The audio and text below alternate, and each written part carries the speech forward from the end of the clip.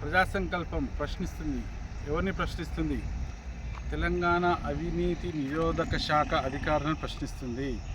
ఎందుకంటే గత 9.5 సంవత్సరాలు అంటే కేసీఆర్ గారి ప్రభుత్వ హయాంలో అవినీతి నిరోధక శాఖ అధికారులు ఉన్నారా అని అనిపించింది. ప్రస్తుతం అంటే ఈ కొత్త ప్రభుత్వం కాంగ్రెస్ ప్రభుత్వం వచ్చిన తర్వాత అధికారులలో మార్పులు వచ్చాయి. సివి ఆనంద్ సార్ ఐపీఎస్ గారు ఈ యొక్క అవినీతి నిరోధక శాఖ ముఖ్యంగా ఉన్నారు. సార్ ఆధ్వర్యంలో నిత్యం ఎక్కడొక చోట అవినీతి అధికారి పట్టుబడుతూనే ఉన్నారు. ఎక్కడో ఒక చోటగా సార్ వేలల్లో ఉన్నారు. రోజు అసలు పట్టుకోవాలనుకుంటే రోజు వేలల్లో. కానీ ఏంటి డబ్బు అంటే అవినీతి డబ్బు తీసుకునేటప్పుడు పట్టుకోవాలా సార్? అసలు అవినీతి ఎంత ఘోరంగా ఉంది తెలంగాణలో అంటే ముఖ్యంగా జిహెచ్ఎంసీలో, హెచ్ఎండిఏలో, రెవెన్యూలో, పోలీస్ శాఖలో, మిగతా అన్ని శాఖలు ఉన్నాయి. ఇవి 4 అంటే ప్రథమ ద్వితీయ 3, 4 స్థానాల్లో ఇవి ఉన్నాయన్నమాట. ఈ శాఖలున్నాయి. RTA right to information act ద్వారా పెట్టినా కూడా ఇవ్వట్లేదు అంటే అర్థం చేసుకోండి సార్ అవినీతి ఎలా ఉందో.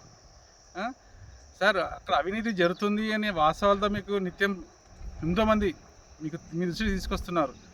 అయినా కూడా మీరేమంటున్నారు? వాస్తవాలు పట్టుకుంటేప్పుడు దొరకడం అంటే కష్టంగా సార్. ఎవరైనా లంచం డైరెక్ట్ తీసుకుంటారు చెప్పండి? ఎవరో ఇద్దరు తీసుకుంటారు. మిగతా వాళ్ళందరూ వాళ్ళ మార్గాలు ఉంటాయి, ఎలా తీసుకోవాలో తీసుకుంటారు. కానీ మేము అవినీతి జరిగిందని చెప్తున్నాము. అక్రమ నిర్మాణాలు, చెరువుల కబ్జాలు, రెవెన్యూ, ఇరిగేషన్, పోలీస్ శాఖలు అవినీతి ఎక్కడ చెప్తున్నాము. వాటి మీద మీరు విచారణ చేయండి సార్. కొంచెం ఆలోచించండి సార్ దయచేసి. ఎందుకంటే ప్రభుత్వ ఆదాయానికి గండి కొడుతున్నారు. ప్లస్ చెరువుల కబ్జాలు మనం చూడండి. ఇప్పుడు మన వాతావరణం అంటే పర్యావరణ ప్రేమికులు ఎంతో మొత్తుకున్నారు.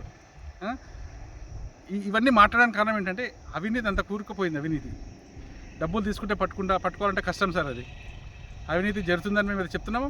మాది తప్పైతే మా మీద కేసు పెట్టండి. మేము ఛాలెంజ్ చేస్తున్నాం సార్. మేము అవినీతి జరుగుతూనే ఉంది.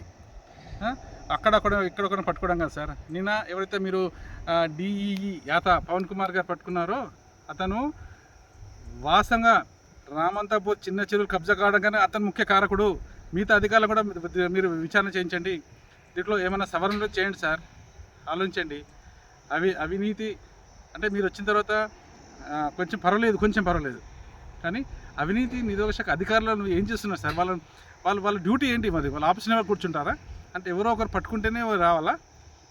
మేము ఫిర్యాదు చేస్తున్నాం ఇక్కడ అవినీతి జరిగిందని. వెళ్ళి విచారణ చేయండి సార్ దయచేసి. దానికి ఏమన్నా సవరణ ఉంటే ముఖ్యమంత్రితో మాట్లాడండి, చేయండి సార్. ఘోరమైన పరిస్థితులు ఉన్నాయి సార్ తెలంగాణలో. 9.5 సంవత్సరాలు మెక్కారు ఈ అవినీతి కారణాలు. పందుళ్ళు కుక్కల్లాగా మెక్కారు వాళ్ళు. ఇది మేము ఛాలెంజ్ చేస్తున్నాం. ఎందుకంటే పర్యావరణ నష్టం చేశారు సార్ ఈ అవినీతి అధికారులు. దయచేసి కొంచెం ఆలోచించండి సార్. సివి ఆనంద్ సార్ గారు, మేము ఇచ్చే ఫిర్యాదుల మీద మీరు విచారణ చేయించండి. మా తప్పైతే మీద కేసు పెట్టండి. దాన్ని మేము స్వీకరిస్తున్నాం కదా, ఛాలెంజ్ చేస్తున్నాం కదా. బాపట్ల కృష్ణమోహన్, బాలశంకర్.